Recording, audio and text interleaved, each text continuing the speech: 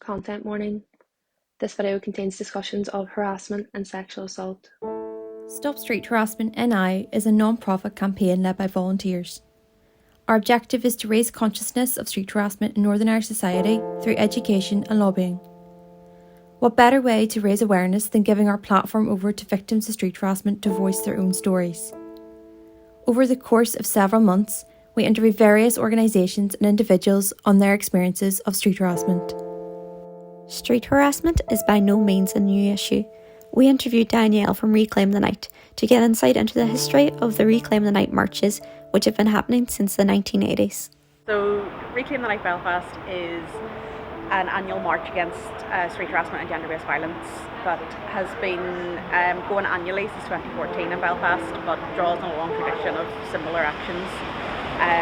The first Reclaim the Night marches were in response to the police's instructions in response to the Yorkshire Rippers attacks that women should have a curfew and stay indoors, and lots of angry women rightly took to the streets to claim their right to public space and make the statement that it's not their behaviour that needed to be changed.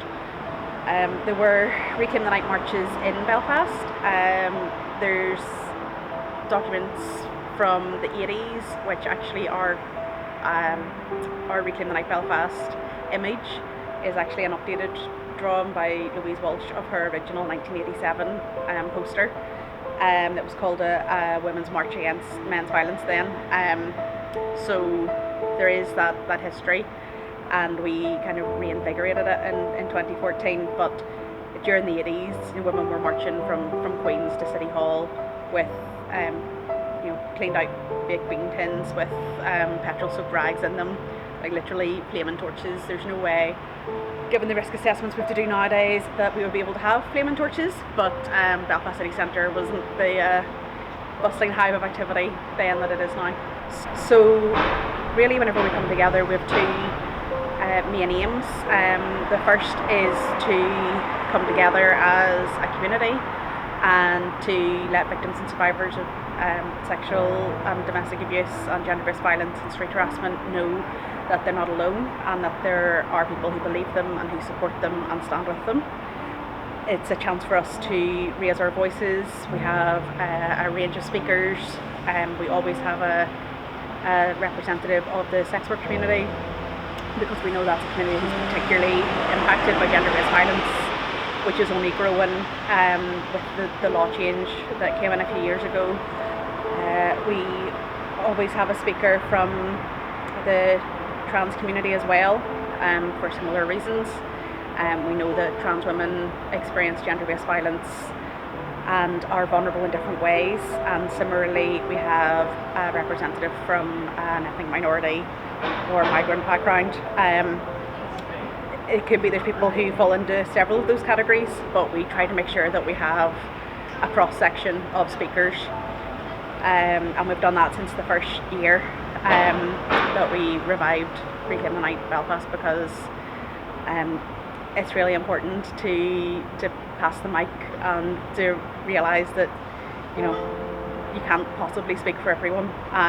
So we've had everything from poets to stilt walkers. We have samba drums. It's a real kind of, I find it a really uplifting evening at Reclaim the Night, because we do come together. The second aim is to raise awareness of gender-based violence and street harassment. So we do this in various ways. We have in the past ran bystander intervention workshops. We use our social media to try and raise awareness, and also then on the night the speakers will mention various issues that are important to them, whether that's how immigration policy is a barrier to victims of domestic abuse seeking help. There's a chance for these issues to be brought up, and increasingly I think we are getting noticed by decision makers and politicians, and we're part of a wider groundswell which has led to real change. So the protests around the rugby rape trial, which led to the Gillen Review, the start of the Raise Your Voice project, the relaunch of the Rape Crisis Centre, all these things have started to change and shift cultural norms, and Reclaim the Night is one part of that landscape. We spoke to various women about their own experiences of street harassment: Ange, Erin, Bethany and Madge. I moved to Belfast in August 2020, and unfortunately quite a number of times when I've left my house I've experienced street harassment. I rarely go out because of COVID and working from home and all of that, and unfortunately the rare times when I do actually go out I've ended up experiencing quite a bit of street harassment. I moved here in August 2020, and the odd time I've tried to go, for a walk, for, the exercise, mental health. We're supposed to be doing our walks for our own good, but actually just having experiences of men shouting at the windows of their cars or slowing down. Or I had one experience where I walked home from the office, which is just like a half-hour walk, not a big deal, beautiful day. I work for a charity that supports people with disabilities, and a woman had called me, one of the people that we support, and was needing some answers about something. So I was on the phone with her. I'd stopped and kind of stood on the side of the path and had my notebook out and was just trying to make sure that I was understanding everything she was saying to answer her question. And two men ran up to me while I was trying to take these notes and have this conversation, and just shouted in my face, like just to scare me, like for no reason. And I was trying to stay calm and composed and not frighten the person on the phone or confuse them. So my voice had to stay steady while I was up against a wall, like absolutely frozen in fear. And it was like a surreal experience, honestly. And then feeling like as a woman, I can't go out in public by myself. It's nuts. Like middle of the afternoon, just trying to do my job, trying to live my life. And the guys, they just laughed and walked away. So nothing actually happened, except, that effect on me that now I don't want to leave the house even in the middle of the day walking to work. Like, it's completely boggles my mind. And another experience that I had was I had seen there were a lot of people out for a concert near where I live, and I needed to go get something at the shop.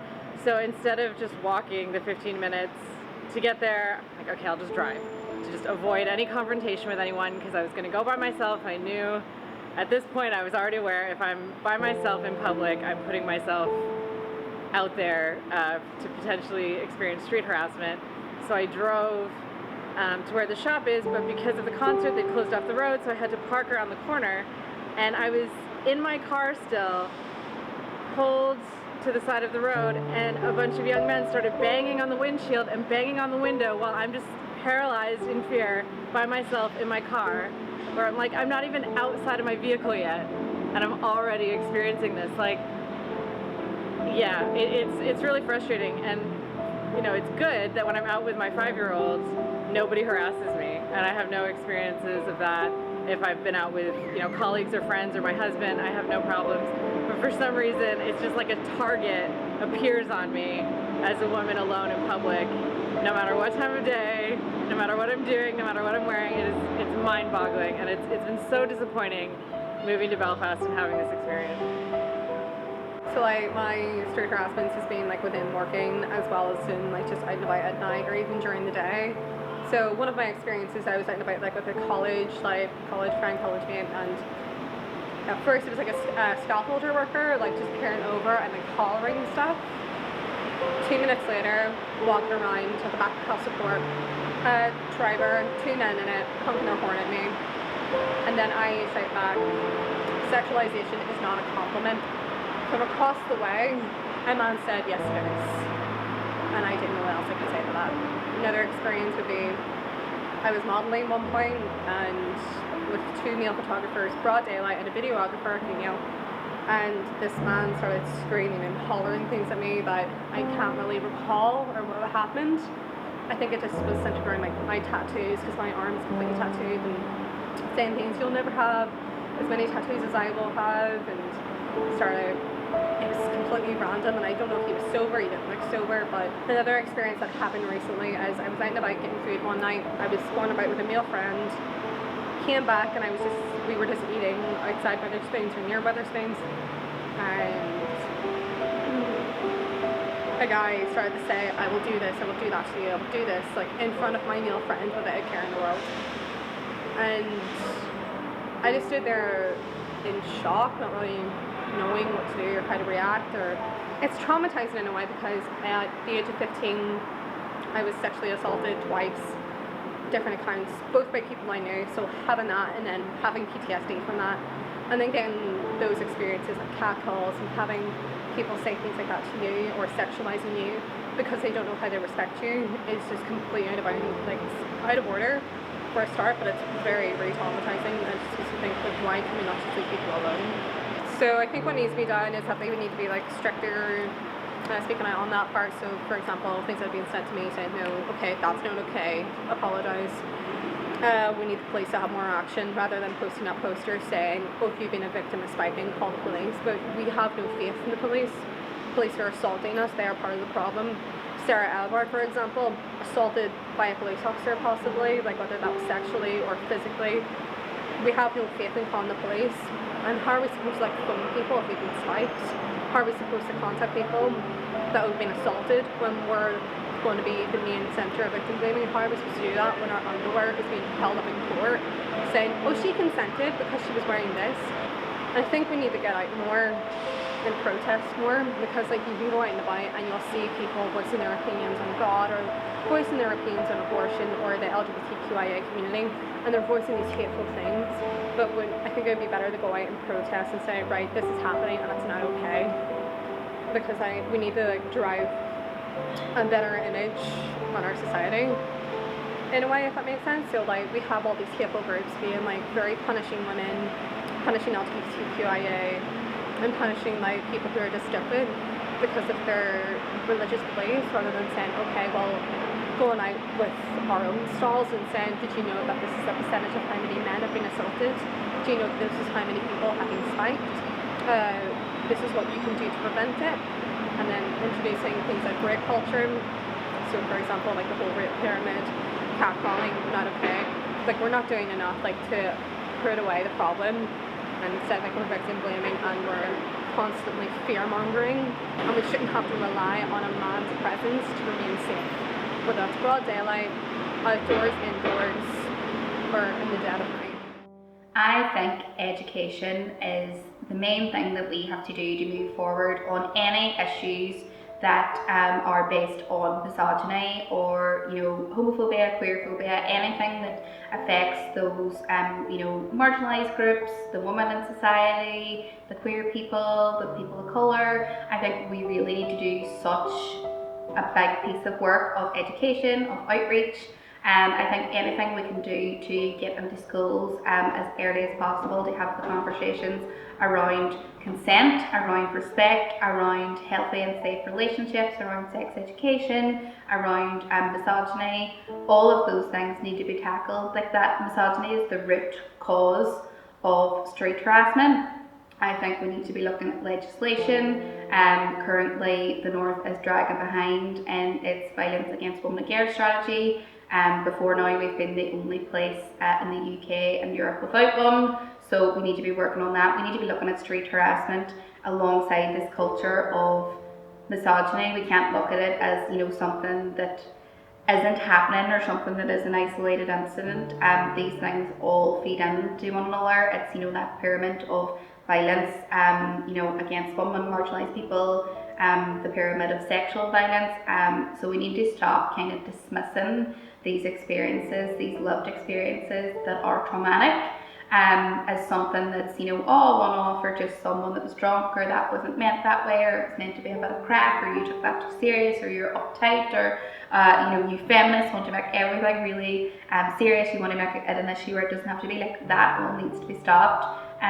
Legislation, making misogyny a hate crime, making street harassment a hate crime, improving reporting services, funding the amazing organisations that do this work day in, day out in the community, the voluntary sector, bringing activist groups into schools, doing that outreach, making this known and making it an issue giving it airtime, letting people get uncomfortable. This is all part of a wider issue, and until we start to bring it to the table, have conversations about it, have the uncomfortable conversations with your friends, your family, your schoolmates, your colleagues, your co-workers, like have this conversation with everyone, and improving active bystander training, making the streets safer. It literally goes into like every aspect of government, of legislation, of life, more street lighting, all of that. So there's so many tangible actions that we could be doing to make street harassment a thing of the past and make our streets safer for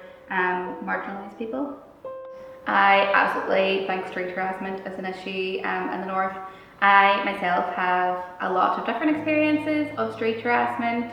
I have been followed home, I've been followed off a train, especially living in the student area. Sometimes I do think it is really quite scary up here. I've had someone shout my name out a house window in the student area when I was walking home, and they started making just really lewd, not nice comments about me. I've had men catcall me, I've had people whistle at me, I have had men on bikes come up and jolt their bike in front of me to scare me. I've had men jump out at me. I've had men shout out car windows, slow down when they're driving past. I have had homophobic, queerphobic abuse shouted at me in the street. I've been harassed with my younger sister, who is under 18, a handful of times. So yeah, there's just so many different experiences of street harassment that I can recount. So it absolutely is an issue here. We as an organisation believe that denial of abortion services is also a form of violence against women. Bethany spoke to us about the street harassment women in Northern Ireland face when accessing abortion healthcare. I absolutely think abortion activism feeds into the issue of street harassment in Northern Ireland, because anyone that is, a well-known, maybe pro-choice abortion rights activist, anyone that wears merch, anyone that does stalls with activist organisations, or anyone that is seeking an abortion and trying to access an abortion through the clinic, is likely to become a target of anti-choice harassment, which is a form of street harassment. As it occurs outside clinics, it happens in town centres. So I've been a pro-choice activist for 4 going on 5 years now. I have attended lots of protests, I wear my merch regularly, and I do that of outreach stalls. On one occasion, as I was doing a outreach stall, I had a anti-choicer approach me. Now this was, a 6 foot something big burly man, so this is quite intimidating, and he came up to me and he said maybe I should be aborted now. And as we know, anti-choicers think abortion is murder, which it's not. That man was essentially saying he thought I should be, aborted. He thought I should be murdered for being out advocating for choice. So I think that shows you that the term pro-life isn't really, apt for these people, I suppose. But also, for anyone that is out, again, wearing their merch, we have had stories of, activists in our communities who were, accosted in a bar or on the street for wearing their pro-choice merchandise. We have had people at our stalls told, they're murderers, we should be ashamed of ourselves. There have been some physical instances where people have been maybe spat at, had holy water and holy salt thrown at them, and there also is wider instances across the north where pro-choice activists have been, chased into oncoming traffic, hit with clipboards and stuff by anti-choice people as well. And again, for anyone that is seeking an abortion from clinics in the north at the minute, they will currently encounter and likely encounter anti-choice protesters. That's not protest, that is harassing someone at a clinic or at a hospital door who's trying to access their healthcare. Abortion is more common than getting your appendix removed or getting your wisdom teeth out, but yet we never see these people outside any other areas where healthcare procedures are being performed. You don't see them outside dentists, And that's because, again, like misogyny is at the root of all this, the same way it is with any act of violence against women, marginalised people, queer people, people of women of colour. So it all stems back to misogyny and to disrespect and disregard for us and our lives and our safety. And I think that's really what it comes down to. It's about letting people, mainly cis straight men, know that our experiences, our safety, our lives are more important than their egos. It's interesting that for the first time I've actually been able to talk about this situation, which occurred to me that I've never spoken to anyone about until I met you guys at the rally in Derry and for women's rights. And I'm glad that I'm glad that you've been able to avail this platform, because there could be many people like me, who are going through the same thing and they just don't know how to express. They just don't even know where to begin. So for me, it happened when I was in Kenya, and I was just walking on the street and I met these boys, and I was walking towards them. I was walking towards them, and one of them just grabbed my boob and started laughing, and I was like, "What's wrong with you?" And all the other boys were laughing, and I'm like, I remember telling him, "Imagine if this was your sister. What would you have done if this was your sister?" But the boys just kept on laughing at me and stuff like that. I felt so distraught. I felt so angry. I felt so.